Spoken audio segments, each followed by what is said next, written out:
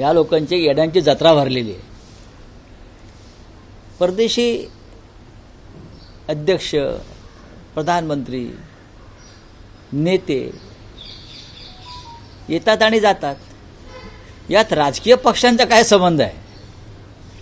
हे मला कोणीतरी सांगितलं की अख्खी मुंबई भाजप आणि शिंदे गटाच्या लोकांनी मॅक्रॉनच्या स्वागतासाठी रंगवून ठेवली आहे, पोस्टरबाजी केलेली आहे.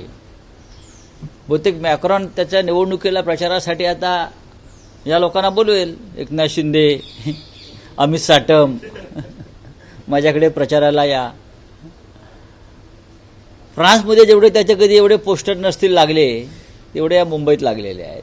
बोललो ना, येड्यांची जत्रा आहे. हे जे सगळे लोक आहेत यांना काय वाटतं कळत नाही. अख्खी मुंबईचं ट्रॅफिक जाम करून ठेवलं आहे. मला आता कोर्टात जायचं आहे. आत्ता चेक केलं मी, 4 तास लागतील सांगितलं. का? तर मॅक्रॉन येणार आहेत. मॅक्रॉन येतात ना. यापूर्वी का परदेशी पाहुणे आले नाहीत का या मुंबईमध्ये, या देशामध्ये? पण मॅक्रॉनपेक्षा हा प्रधानमंत्री मोदींचा शो असेल. ते आता गाड्यातून दाखवणार, see mister Macron, your all photos, my party has done this. हा, बोला ना, येड्यांची जत्रा आहे. काय करणार आता? आलिया भोगासी. शेवटी या देशात राहायचं आहे. तापसी पन्नू ना, तापसी पन्नू ही तिच्या तोंडून निघालेले जे शब्द आहेत, नमस्कार करून, मुझे देश में रहना है, ही या देशाची स्थिती आहे. तुम्हाला या पहिले काय म्हणायचे, इस देश में रहना होगा तो वंदे मातरम कहना होगा.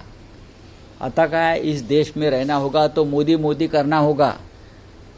हा, हे जाऊन सांगा कोणतरी मॅक्रॉनला. रावसाहेब, असं दिसतं आहे की 2 पक्षांमध्ये स्पर्धा आहे. कोण जास्त जोरात स्वागत करतो, मॅक्रॉनचं भाजप की शिंदे शिवसेना? जी पोस्टर्सचं युद्ध दिसतं आहे.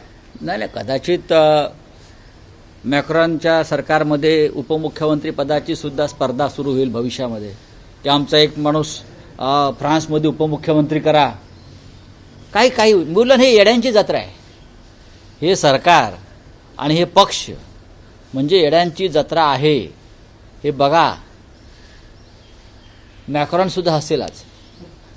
मॅक्रॉन त्याच्या बायकोला फोन करून सांगेलाच. हेच ते मॅक्रॉन ना, त्यांच्या बायकोने त्यांच्या कानफडात मारली होती विमानात आणि टीव्हीवर पाहिलं. ठीक आहे, चांगलं आहे, करा स्पर्धा करा.